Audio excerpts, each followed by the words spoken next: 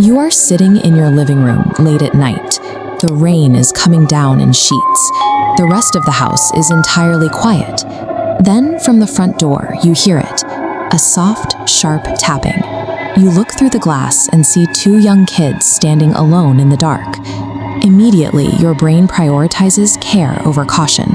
A child out in a storm triggers our deepest protective reflexes, entirely masking any initial sense of danger. That specific vulnerability is exactly what a journalist named Brian Bethel faced in the late 1990s, during an encounter that would define a modern paranormal epidemic. Bethel was sitting alone in a Texas parking lot, writing a check by the dim light of a movie theater marquee.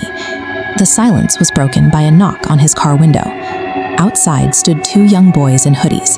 They spoke politely, asking for a ride home to grab some money for movie tickets. The request was entirely mundane. But by using the disguise of stranded children, whatever was outside his car weaponized human decency to trap him in a conversation. The longer Bethel listened, the more the illusion fractured. The children spoke with a stiff, formal vocabulary that didn't match their age. They kept their heads angled down, deliberately avoiding direct eye contact. Before his logical mind could process those details, a surge of instinctual dread took over. His body triggered a biological alarm, reacting with the raw panic of a prey animal sensing a predator in its immediate space. When the older boy finally looked up, Bethel understood why. The child had no whites in his eyes, no pupils, just solid, impossible voids of lightless black staring back at him. Bethel threw the car into gear and fled.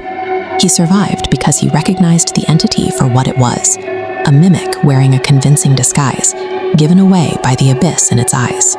Bethel eventually documented his escape on early internet message boards.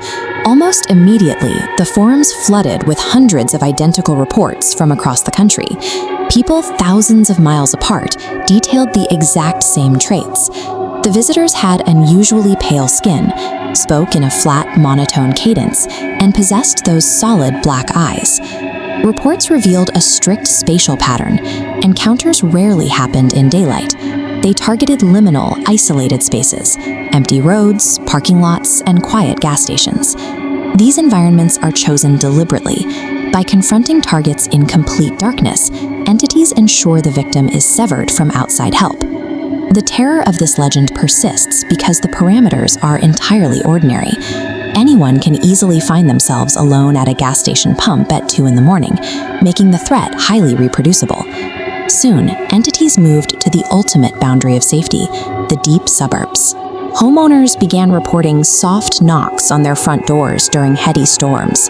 Whether at a car window or a front porch, every single report shares a defining rule. The entities are physically incapable of entering the space without explicit verbal permission. They must ask to be let in. This restriction places them in a specific category of folklore. Like ancient vampires, these are threshold entities, bound by an ironclad law of invitation. Denying that invitation drops the innocent act. Victims report the children's voices suddenly dropping octaves, their faces contorting in rage. Some homeowners walked away from their locked front doors, only to see the children standing outside a second-story bedroom window, staring in. The rule of invitation forces the burden of survival entirely onto the target.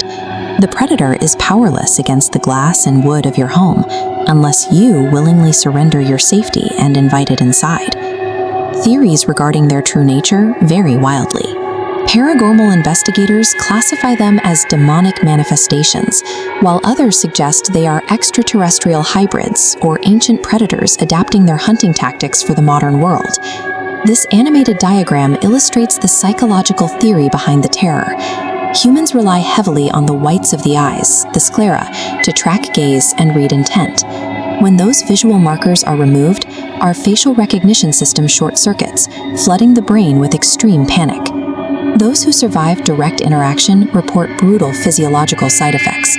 Victims suffer from chronic sleep paralysis, sudden and severe immune crashes, and a lingering, oppressive feeling of being watched for months afterward.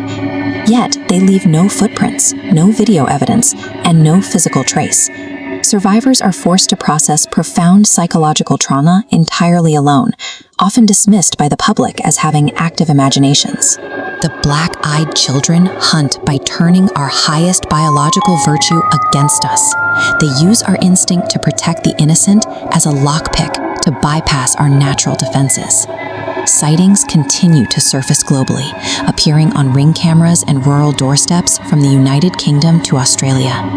So if you are sitting at home late at night and you hear a soft knocking echo from the front porch, keep the door shut.